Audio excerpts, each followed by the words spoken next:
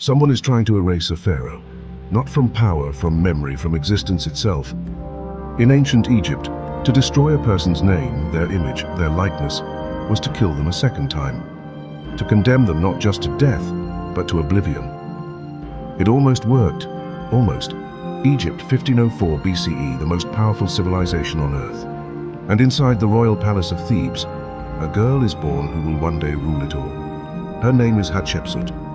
Her father is Thutmose I, a general who became pharaoh, a man who pushed Egypt's borders further than any king before him. Hatshepsut is his favorite, his sharpest mind, his heir in everything but name. But under Egyptian law, only a son can wear the double crown. Thutmose has no surviving sons. When Thutmose dies, the throne passes to his son by a lesser wife, Thutmose II. Hatshepsut, daughter of the king's great wife, is the higher bloodline, the divine lineage, so she marries him, her half-brother. In ancient Egypt, this is not strange, it is politics. She becomes great royal wife, queen, the power behind the throne. For 13 years she supports a husband who history will barely remember. Then Thutmose II dies. His successor is a child, Thutmose III, her stepson. Perhaps 2 years old, someone must rule in his name. Hatshepsut steps forward. She is named regent. Everyone assumes this is temporary. Everyone is wrong. 7 years into her regency, Hatshepsut makes a move that shocks the court. She declares herself pharaoh. Not queen, not regent, pharaoh. She begins to wear the double crown, the false beard, the kilt of a king. She issues decrees as a king, commands armies as a king, is depicted in art as a king. This is not a disguise, it is a statement. The language of Egyptian power is male. She chooses to speak it.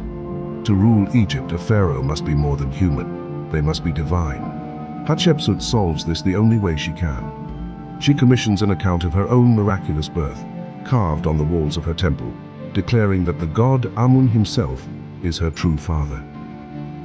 That she was always destined for the throne, that the gods themselves placed the crook and flail in her hands. In Egyptian politics, this is not lying. It is speaking the language of legitimacy. Hatshepsut said, "It was he who led me. I acted under his command." What follows is 20 years of peace. While other pharaohs conquer, Hatshepsut builds. She dispatches trading fleets to the land of Punt, a mysterious place on the African coast, possibly modern-day Eritrea, returning with gold, ebony, exotic animals, and living myrrh trees planted in rows before her temple.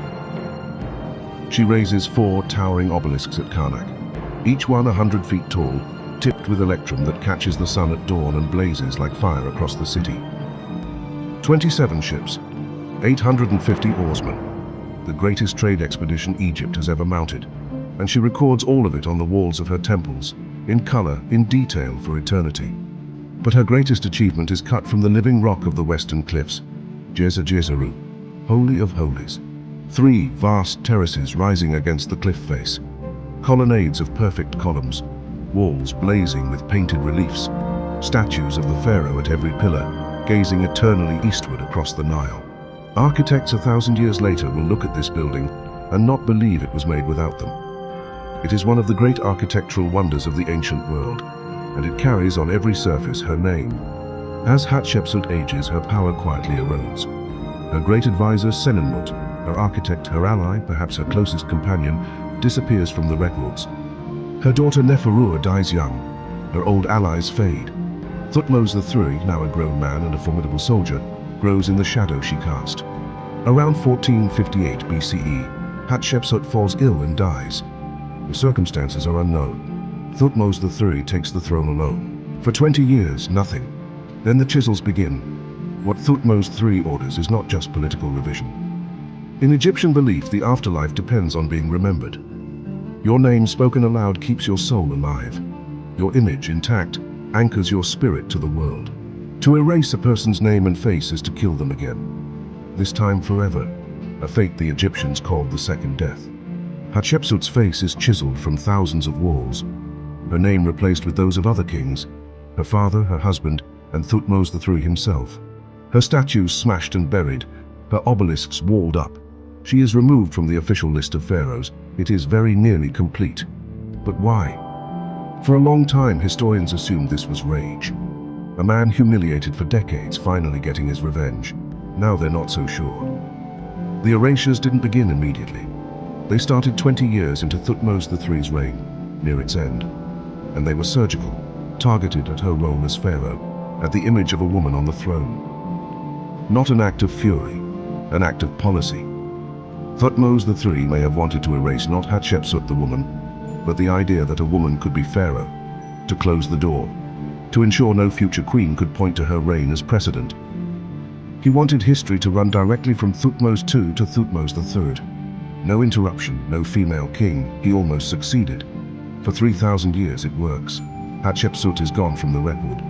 Then, in 1822, scholars crack the code of ancient Egyptian writing and begin to read the walls.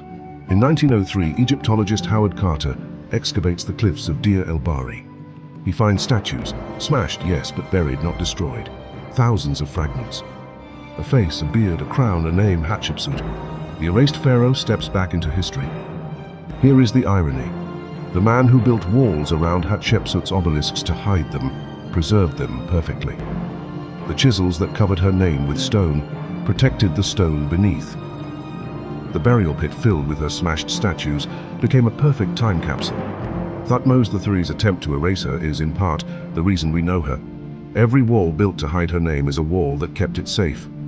She is now considered one of the greatest pharaohs in all of Egyptian history, male or female.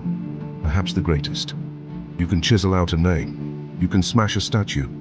You can wall up an obelisk and pretend a reign never happened.